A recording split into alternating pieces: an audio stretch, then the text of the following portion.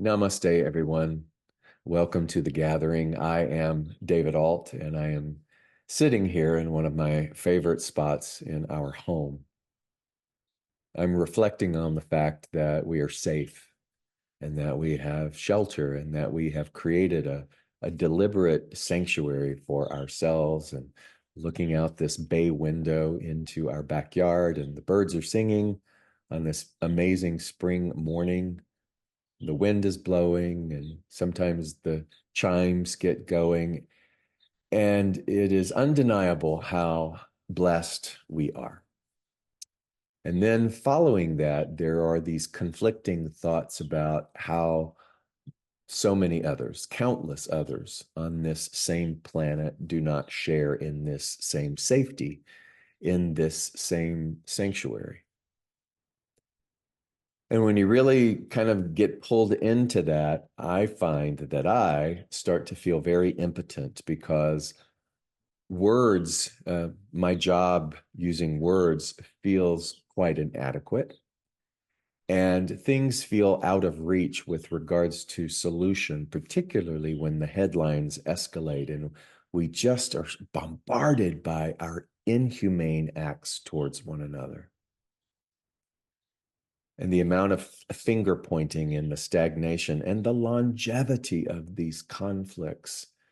And so I will find myself going, who am I to feel bad for anything when I have this? How can I even for a moment vary away from a state of feeling blessed? And you start to see that there is just this inordinate amount of conflict and restriction that takes place within us because those who are trying or working on or aiming towards lives of empathy and support and help, it just keeps coming up against this stalemate of what do we do? What do we do? And I find that when I get into those situations, which is often for me, in those states of thought, that I have this practice and I just go, show me what to do. Who am I asking? I'm throwing that surrendered state to the all, that which knows far more than I do, that which is all-knowing, omnipotent, omniscient, and if I'm sincere enough in my surrendering and my asking, then something does inevitably pop up every single time. Some guidance, some communication, some direction, and it's my responsibility to pay attention. But it's also my responsibility to toss my my surrendering and my availability to that which knows better than me. And so one such instance happened this week as we continue to look at the situation in Gaza. And for me, it is the children and the collateral damage from those from this inevitably long conflict. And I words fail me.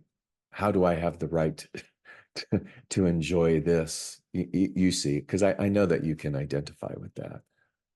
And I was directed to someone that I had never heard of before. And I'll look at my notes here. His name is Rabbi Zalman Schachter. He passed well over a decade ago, I believe, but he was the founder of something called the Jewish Renewal Movement. And he was best known unwaveringly for being an innovator in ecumenical dialogue, reaching across the table, developing platforms and safe spaces to be heard and understood. And I heard Ram Dass talk about him because Ram Dass was a fan. And he revealed that Rabbi Zalman was asked this question about the conflict between the Israelis and the Palestinians. And he paused and he said this, and this is what really kind of shook me to my core this week. He said that before we can be together, we have to be able to grieve with one another. Just hear that for a second. Before we can be together, we have to be able to grieve with one another.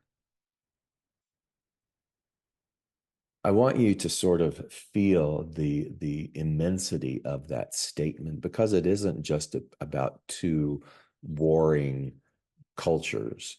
It's also about the warring that you and I might have with the immediacy of our social circle, with our family. Before we can be together with anything that we are in conflict with, we must be able to grieve with one another.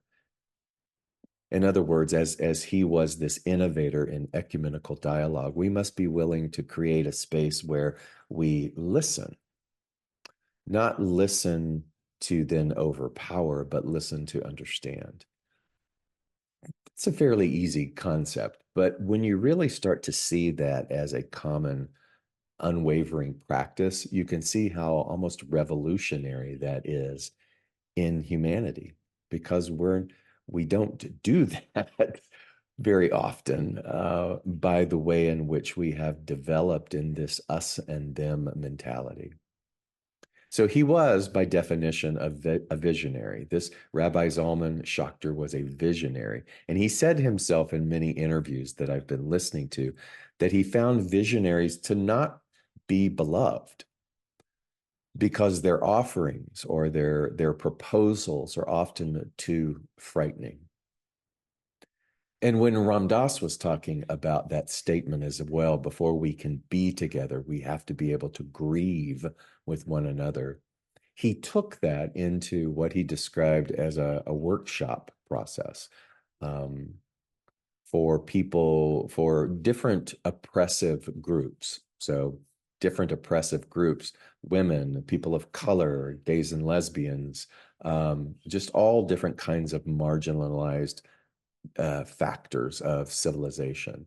And he had created this retreat, and he developed what's called a fishbowl experience. And I'm sure if you've done retreats, you may have had similar designs and participations and things like this. But what he would do is they would take one group of oppressed people and they would put them in the center of the fishbowl, and they would give them space.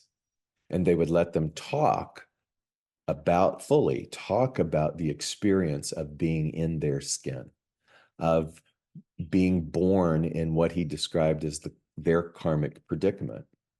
Like, for example, if I was talking about me, it was like my karmic predicament is having been born gay, having been born gay in a geographical location, religion that saw that as an abomination. So being birthed into this karmic predicament where what I am innately is now looked upon as awful and sinful and an abomination.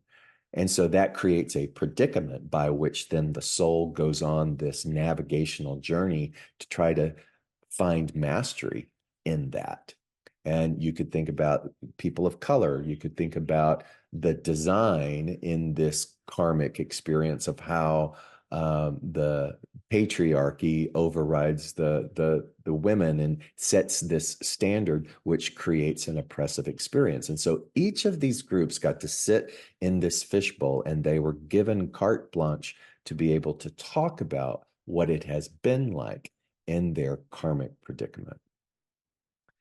And when that was over, he said that the whole reason for doing that was to begin to listen to one another, to begin to understand one another. Because if we don't do it for another group, if we only do it within our own oppressive state, Then he said, what happens is we just get locked into the grieving, the shared grieving of our oppressiveness, of our ancestral lineage, if you will.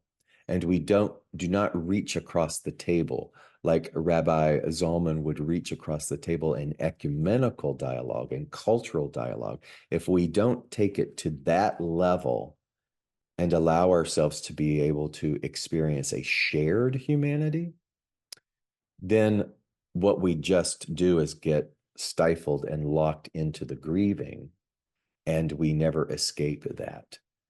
And so when he was describing that, he was describing that the predicament about that is that then we never rise above a sort of form of self-pity. We never experience spiritual liberation, and we never have reached across that table to find that answer or to find that commonality.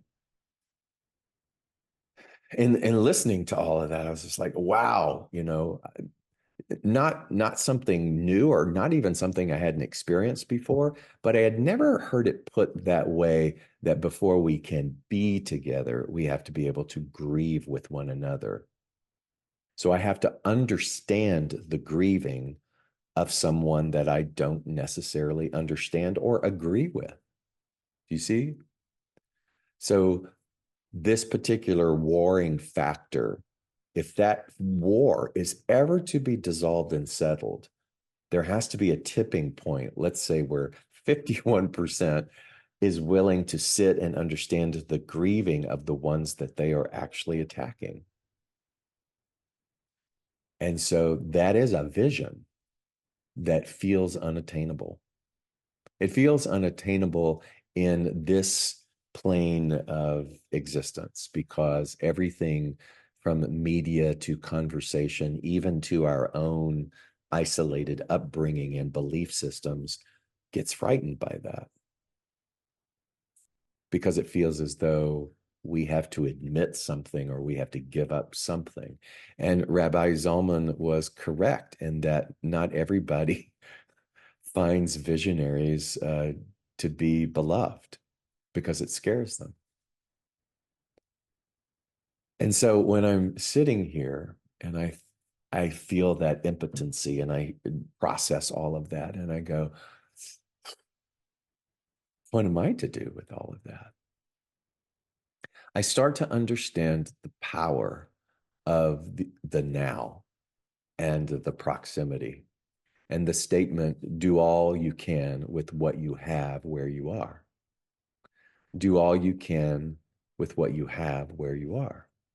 So everything I think about now, I reflect upon, I start to see the deeper meaning when people would say, um, you know, um, about locally and globally, um, act locally, and which affects that which is global.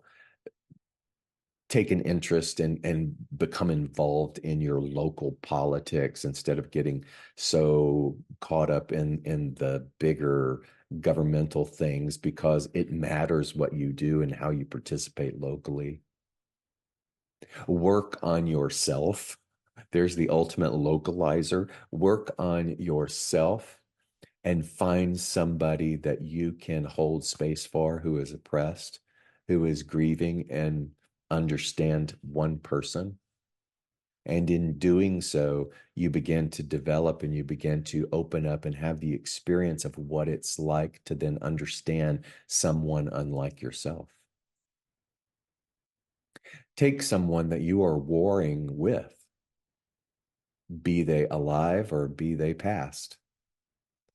Begin to understand your own karmic predicament and be willing to drop the story a little bit, just long enough to go, everything is not as it seems. What if they were a teacher pushing and aiding me to get to this place where I can see that that conflict was a greater opportunity? And did I miss it? And if I'm aware of it right now, maybe there's still time. And so I start to find ways to forgive those that I have locked out of my heart. And I begin to see that it isn't about wide scale global solution. It's about what I'm willing to do right now in this moment. Until I can be with the all, with that which is all knowing, all love, all wise, all free. I also have to be willing to sit in the grief of those that I see as my barrier. I have to be willing to pause long enough in my own ivory tower of self rightness and be willing to drop that long enough to understand that there's far more going on than meets the eye. And the thing that I have pushed away is very likely a very wise and meticulously timed teacher. And I start to see that there is no other, that all along this whole wide scale drama that I'm seeing out there is really the drama within me. And then I am asked, what will I do about it? And so I work on self. You and I work on self. We begin to drop the story and the identities as much as possible so that we can be available when we are in the midst of those fluctuating fluid moments where we might forget that and go, oh my God, what do I do? And we throw our metaphoric hands up in the air and we're able to remember, come back here. And to know that by coming back here, that is enough. So my question was, what do I do?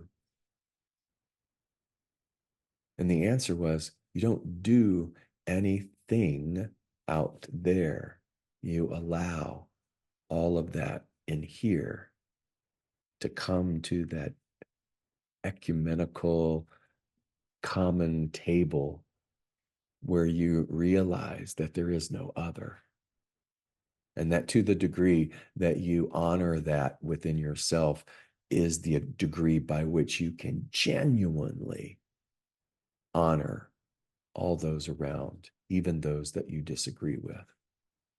And we begin to cultivate practices where we journal and log all of the people that we have placed outside of our heart, be they alive or dead. And we create sacred ceremony where we bring them back in.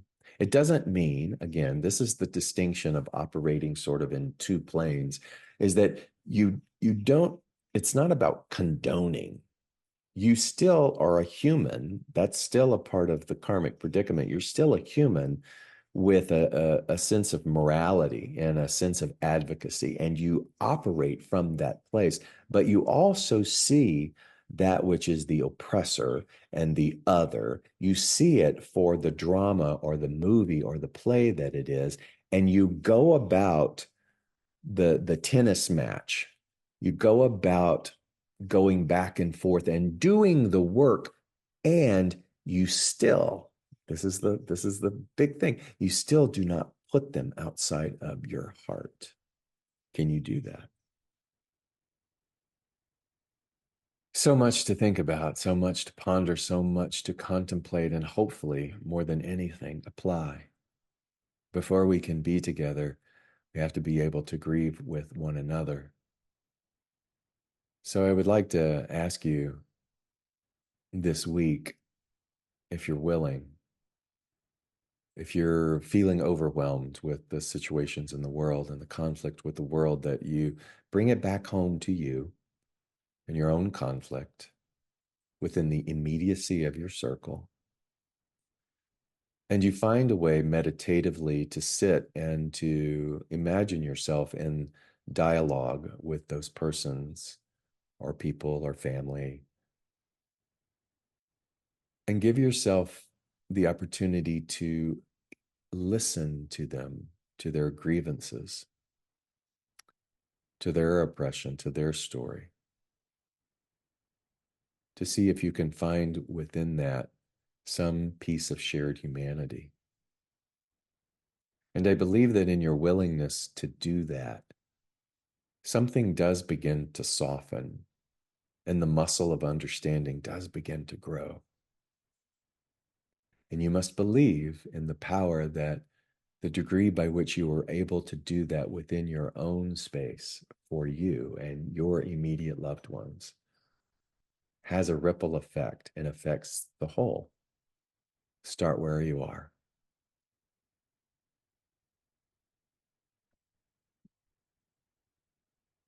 Be well.